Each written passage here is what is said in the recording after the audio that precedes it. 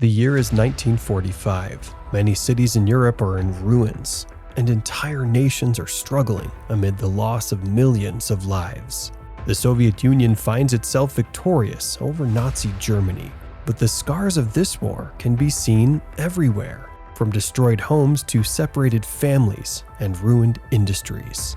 Many German soldiers, including thousands from the SS, the most feared and infamous group in the Nazi regime, were captured by the Soviets. The SS was responsible for some of the worst atrocities of the war. Their capture by the Soviets had a major impact on the post-war world and left a lasting mark on history. Fast forward to today, and the world is so much different from that time. But the story of what the Soviets did with these SS prisoners in 1945 remains one of the most chilling stories of the war's aftermath. Welcome back to Before Now, where we explore the fascinating stories that have shaped the world we live in today. In today's episode, we're going to be looking at one of World War II's most controversial events, the fate of German SS prisoners captured by the Soviets in 1945. We'll take you through the decisions the Soviets made, the conditions these prisoners faced, and the role they played in rebuilding a devastated Soviet Union. Stick with us as we explore their lives and the ethical dilemmas surrounding their captivity. To understand the fate of the SS prisoners, we need to first set the stage. The final days of World War II were chaotic, as Allied forces closed in from the west and the Soviet Red Army pushed in from the east. By May 1945, the Nazi war machine had collapsed, and the Soviet Red Army was advancing relentlessly into German territory. For many German soldiers, surrendering to the Western Allies offered a slim hope of better treatment. But for those trapped on the Eastern Front, surrendering to the Soviets was a terrifying idea. The SS in particular had good reason to fear capture. Why? The SS was not just a military organization, it was a political tool of terror. Originally formed as Adolf Hitler's personal bodyguard, the SS grew into a powerful paramilitary group responsible for carrying out the Holocaust, enforcing Nazi policies, and committing many atrocities throughout occupied Europe. The Soviets saw the SS as a symbol of Nazi ideology. By 1945, the SS had gained a reputation as war criminals long before their capture. When the Soviet forces captured SS members, they didn't treat them as ordinary prisoners of war.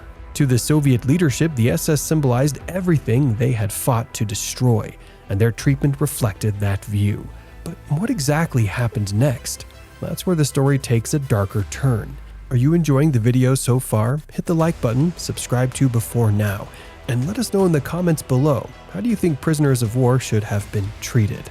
So, what happened to these prisoners? Unlike Allied forces in the West, who adhered more closely to the Geneva Conventions and sent German prisoners back home within a few years, the Soviets had different plans. For Stalin and his commanders, the SS were not just prisoners of war, they were criminals who deserved punishment. SS prisoners were not only punished but also used to rebuild the very nation they had tried to destroy. Once captured, many SS prisoners were shipped to the Soviet Union. The first stop for many of these prisoners was interrogation. Soviet authorities were keen to extract information about the Nazi regime, the SS hierarchy, and the crimes committed during the war.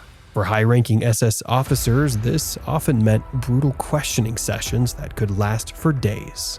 But the ordeal began when the prisoners were sent to labor camps. Many were sent to Soviet gulags, notorious forced labor camps located throughout the USSR. The Soviet gulags were infamous for their harsh conditions, and for SS prisoners, life there was especially grim. Food was scarce, and rations were often given based on how much work a person could do.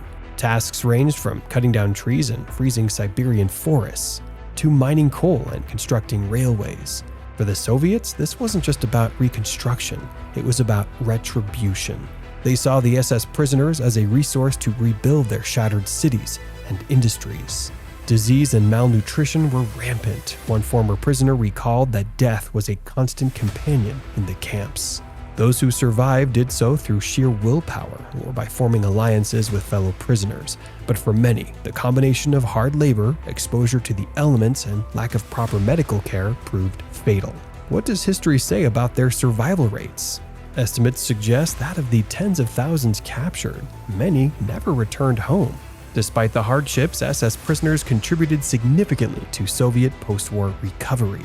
Under guard, they worked long hours on construction sites, rebuilding the very cities their regime had helped destroy. They helped rebuild cities like Stalingrad, Moscow, and Leningrad, which had been heavily damaged during the war. Railways, bridges, and factories were constructed using this forced labor. But here's where it gets complicated. While the Soviets justified this as justice, questions remain about whether these actions crossed ethical boundaries. For the Soviets, forcing SS prisoners to rebuild their nation was a way to make them pay for their crimes. However, the conditions in these camps were often extremely harsh, and some historians believe that the treatment of the prisoners was more about revenge than seeking justice. What's clear is that these prisoners became an integral part of the Soviet recovery effort, but their labor came at a terrible cost, with many succumbing to exhaustion, illness, or accidents on the job. From a legal perspective, the treatment of SS prisoners was a gray area. The Geneva Convention set rules for the treatment of prisoners of war, including adequate food, shelter, and medical care. But the SS' role in war crimes led to the Soviets to argue that these men were not entitled to the same protections. But was this stance justified? On one hand, the atrocities committed by the SS were undeniable. The Allies had already decided at the Nuremberg trials that high-ranking Nazis would face justice for crimes against humanity. But what about the lower-ranking SS members who were simply following orders? Were they guilty by association, or did they deserve the same rights as ordinary soldiers? On the other hand, the condition in Soviet labor camps often mirrored the brutality of Nazi practices. This raises an important question. How do we balance justice for war crimes with the principles of human rights? What do you think? Was the Soviet treatment of SS prisoners justified, or did it go too far? By the early 1950s, as Cold War tensions escalated, the Soviet Union began releasing German prisoners, including some SS members, as a gesture of goodwill, or as a way to score political points against the West. However, for the SS prisoners who returned to Germany, the experience left deep scars. Many suffered from physical ailments caused by years of hard labor and malnutrition. Others faced psychological trauma that lingered for the rest of their lives. Reintegrating into society wasn't easy. For some, their time in Soviet captivity was a source of shame, with former SS members often viewed with suspicion in post-war Germany. Some kept their past secret, while others became vocal critics of both Nazi and Soviet regimes, using their experiences to advocate for peace and reconciliation. For some, the bitterness of captivity only deepened their resentment, perpetuating the cycles of hatred and division. The story of the SS prisoners in Soviet hands is a dark and complex chapter in history, blending justice with revenge, survival with suffering. It forces us to confront difficult questions about the human cost of war and the fine line between punishment and cruelty. By exploring this lesser-known part of World War II's aftermath, we gain a deeper understanding of the challenges faced by both the victors and the vanquished. The decisions made during this time still shape our views on accountability, human rights, and conflict resolution today. If you found this video insightful and thought-provoking, don't forget to like, subscribe, and share it with others who are passionate about discovering the untold stories of history. And don't forget to comment below with your thoughts. What do you think about the Soviet treatment of SS prisoners?